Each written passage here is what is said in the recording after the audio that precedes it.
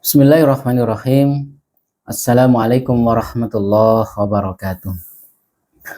Alhamdulillah wassalatu wassalamu ala Rasulillah wa ala alihi wa sahbihi wa mawalah amma ba'd.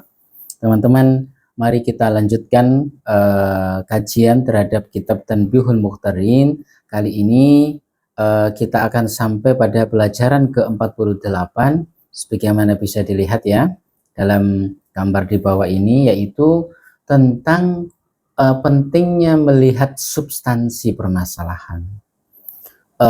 Makosidnya apa, bukan wasailnya saja gitu ya.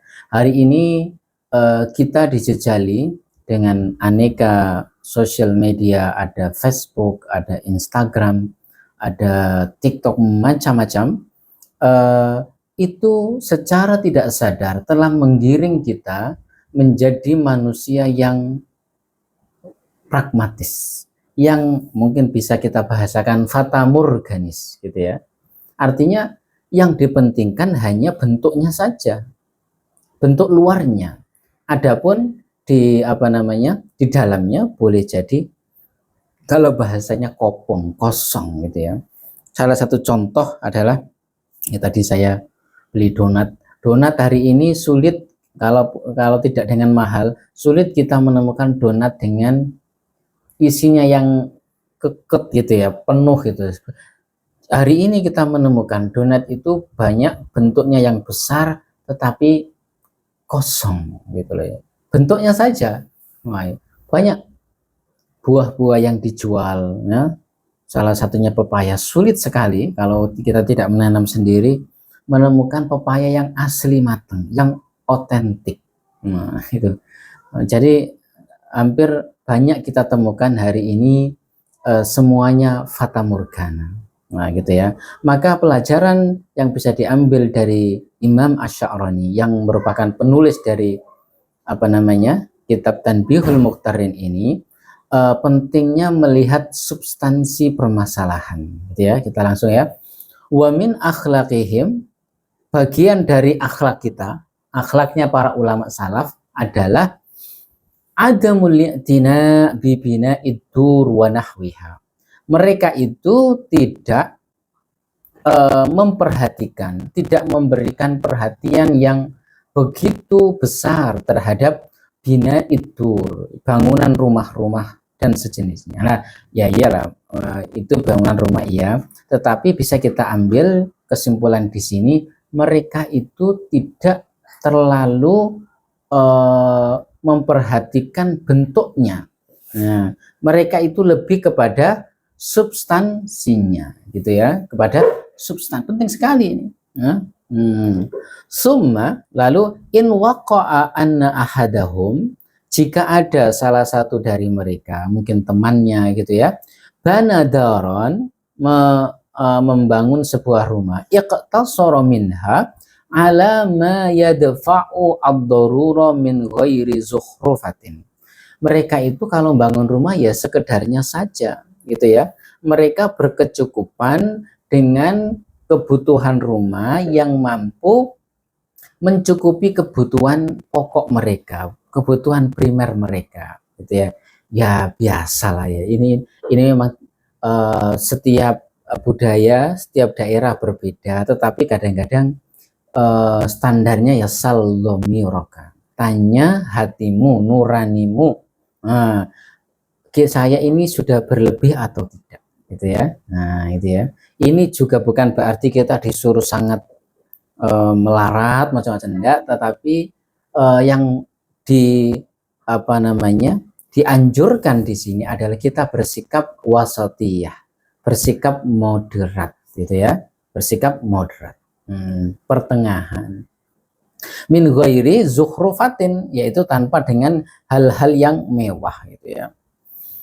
Wa dzalika li'adami wujudi ma yakfi dzalika minal halal. Kenapa kok mereka membangun sekedarnya saja? Ya karena tidak ada. Karena mereka itu ya tidak punya harta yang berlebih untuk itu. Tetapi sebenarnya ada alasan yang lebih substantif. Bukan kok mereka itu tidak punya harta yang cukup untuk itu ya. Ya karena mereka itu bukan obsesi mereka untuk mengumpulkan harta yang sedemikian banyak gitu ya. Nah, gitu loh maksudnya. Jadi ini disebutkan dalam apa namanya alasan selanjutnya wa adami tuli amalin. Nah, mereka itu tidak tulul amal. Tulul amal itu apa sih? Tulul amal itu adalah mungkin ada yang menerjemahkan panjang angan-angan, oke ya. Tetapi yang lebih apa namanya? Salah satu arti lain dari tulul amal itu yaitu apa ya? Hubbud dunya. Apa ya maksudnya ya? Memang di sini perlu dibedakan ya. Kadang-kadang mungkin ada yang belum bisa membedakan panjang angan-angan ataukah amal itu kan ya harapan ya. Loh boleh dong kita punya harapan yang panjang. Bukankah kita itu disuruh untuk menggantungkan cita-cita kita setinggi langit? Wah gitu ya. Ada perbedaannya. Jadi tulul amal ini lebih banyak digunakan untuk mereka yang cita-citanya itu setinggi langit, tetapi cita-cita itu lebih kepada bagaimana mencari dan menikmati hartanya di dunia ini semata, gitu ya, sehingga mereka lupa akhirat. Padahal harta yang banyak itu kullukum ra'in, kan gitu. Apa namanya? Setiap apa yang kamu punya itu akan dipertanggungjawabkan. Jadi ya, maka orang-orang salaf dulu sebagaimana yang tercantum dan diceritakan dalam kitab ini, mereka itu kadang-kadang memilih miskin bukan karena tidak mampu untuk mencari harta, tetapi lebih karena mereka itu enggan untuk dibebani pertanggungjawaban lebih besar, kan gitu ya. Wah, ini perbedaan paradigma berpikir loh ya. Hari ini kita temukan, ini wasiat untuk kita semuanya ya, untuk diri pribadi penulis tentu saja dan juga untuk kita semuanya. Kadang-kadang ya zuyyina linnasi hubbus syahawat. Setiap manusia itu diberi apa ya, cobaan, dihiaskan dalam hatinya hubbus syahawat, yaitu mencintai hal-hal syahwati gitu ya, minan nisa, dengan perempuan, wal banin, dengan anak-anak, min wal banina wal qanatir, dengan jembatan-jembatan, dengan bangunan-bangunan, dengan emas dan perak, dengan uang terutama tentu saja ya, masya Allah. Itu zuyyina linnas, ya memang mungkin kita apa namanya pernah membayangkan, udahlah daripada aku dimintai pertanggungjawaban, mengapa kok Allah tidak saja mencabut kecenderunganku untuk menyukai harta. Kalau saya tidak dianugerahi kecenderungan itu, saya tidak akan dimintai pertanggungjawaban lah ini. Ini pertanyaan filosofis. Jawabannya ya karena di dunia ini adalah darul ibtila, yaitu tempat ujian. Jadi zuyina itu kan fi'lun majhul, kata kerja pasif. Jadi Allah yang menetapkan kecintaan syahwati tadi itu kepada kita untuk menjadi ujian bagi kita. Apakah kita mampu mengontrolnya atau kita justru terjerumus ke dalamnya. Jadi para ulama salaf itu, mereka itu tidak membangun rumahnya dengan aneka perabot yang mewah-mewah, yang demikian mahal. Itu tidak semata-mata mereka tidak mampu. Tetapi karena mereka itu memang adamu tulil amal. Nah, mereka itu mencoba untuk mengurangi atau menghindarkan tulul amal, yaitu rakus terhadap kenikmatan dunia. Masya Allah, ini memang mudah dikatakan, mudah diajarkan, mudah diceramahkan, tetapi yang ceramah ya belum tentu mampu melaksanakan. Ya naudzubillah, ya semoga kita bisa ya, semoga kita bisa melakukan apa yang kita katakan ya. Wa adami tuli amal. Jadi sekali lagi itu pentingnya paradigma ya. Jadi dia tuh mempunyai karakter loh. Kamu kok rumahnya kayak gini aja, sederhana banget, misalkan itu ya. Nah, mungkin orang menganggapnya dia tidak bisa kerja atau dia tidak punya relasi bermacam-macam, tapi kadang-kadang ada yang punya paradigma bahwasanya justru harta yang banyak itu akan membebani mereka di akhirat nanti. Nah, itu karena itu ada yang mati di sana dulu ya. Karena itu annasu, ini ya, salah satu kutipannya Dr. Arif Ali Arif, annasu amamal fulus fi dinin wahid. Masya Allah. Jadi manusia ini selalu saya ingat dengan teman-teman ketika dulu kuliah di IAIUM, mata kuliahnya Profesor Arif Ali Arif, annasu amamal fulus fi dinin wahid. Gitu ya.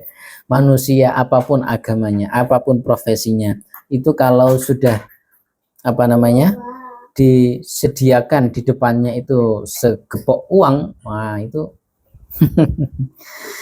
biru matanya semuanya nah itu yaitu sama itu dalam kerangka maksudul ibtila, yaitu ia menjadi ujian. Ada yang kemudian lolos ujian, ada yang justru tidak lolos ujian dan terjerumus dalam lembah kenikmatan dunia tadi itu. Jadi ini sangat penting sekali. Oke, kalimat terakhir, fala yada'uhum. Oke, sudah 13 menit ya. Fala yada'uhum qasru amalihim, yaitu ketiadaan tulul amal mereka itu dalam jiwa mereka, dalam pikiran mereka, itu membuatnya mereka terhindar dari mengumpul-ngumpulkan harta, menikmati harta itu dengan foya-foya tanpa pertanggungjawaban yang jelas. Masya Allah. Ini sangat penting sekali bagi kita semuanya, yaitu untuk melihat substansi. Dan tentu saja mungkin orang juga akan mau mendahulukan, memprioritaskan substansi daripada bentuk, tetapi mereka lupa bahwasanya agar kita mampu mengidentifikasi mana yang substansi, mana yang alat, mana yang maqasid, mana yang wasail, itu sesungguhnya adalah dengan ilmu. Nah, gitu ya. Ilmu itu seperti cahaya. Kalau kita tidak tahu, itu artinya seperti kita di ruang gelap. Bisakah kita melihat di ruang gelap sekeliling kita? Wah, itu bahasa Jawanya nonop-nonop itu. Jalan ke kanan, nabrak meja, jalan ke kiri, nabrak tiang. Itu perumpamaan mereka yang bodoh. Karena itu dalam bahasa Arab disebut sebagai jahil.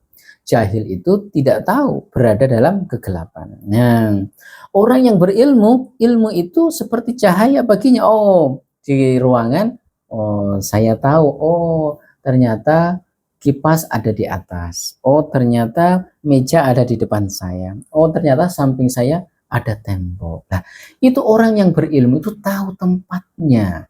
Mana yang harus didahulukan, mana yang harus diakhirkan. Mana yang harus diprioritaskan, mana yang harus dikemudiankan. Nah, itu basisnya adalah dengan ilmu. Bagaimana cara kita mengetahui substansinya? Yaitu dengan ilmu. Sekian, ihdinas siratal mustaqim, wallahul muwaffiq ila aqwamit thoriq. Nasrun minallah wa fathun qarib. Wassalamualaikum warahmatullahi wabarakatuh.